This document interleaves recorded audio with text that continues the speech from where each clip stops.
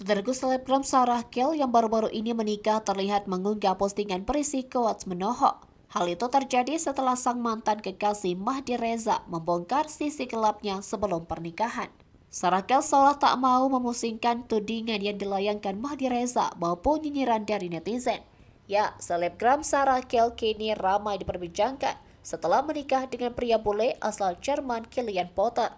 Pesinetron Mahdi Reza, sang mantan kekasih, membongkar dugaan perselingkuhan Sarah Kell sebelum menikahi Kilian.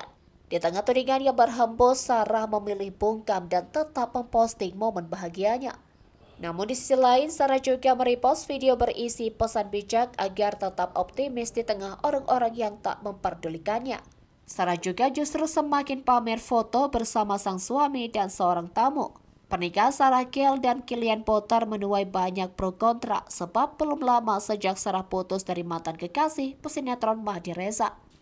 Pada saat putus akhir tahun lalu, Sarah Kell mengumbar bahwa dia diselingkuhi berkali-kali oleh Mahdi Reza. Hal itu tentu membuat penggemarnya iba dan memberi dukungan untuk Sarah. Tak terima dituduh, Mahdi Reza kemudian membuat video klarifikasi atas hubungannya dengan Sarah Kell. Pemain sinetron Buku Haria seorang istri ini membagikan chat hingga fakta terkait sisi gelap dari Sarah Kell yang resmi menikah dengan Kilian Potter pada Sabtu 27 Januari. Lelaki 26 tahun itu membuktikan bahwa tuduhan selingkuh seperti yang diumbar Sarah Kell tidak benar.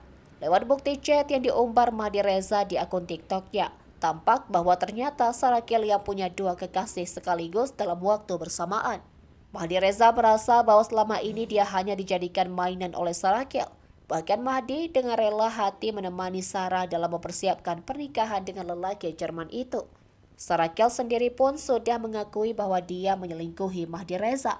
Alasannya karena dia belum ingin melepaskan Mahdi meskipun dia ingin menikah dengan pacar Jermannya.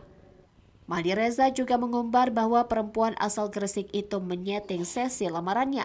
Dia membuat seolah-olah baru bertemu lelaki Jerman itu di Bali pada bulan Desember 2023.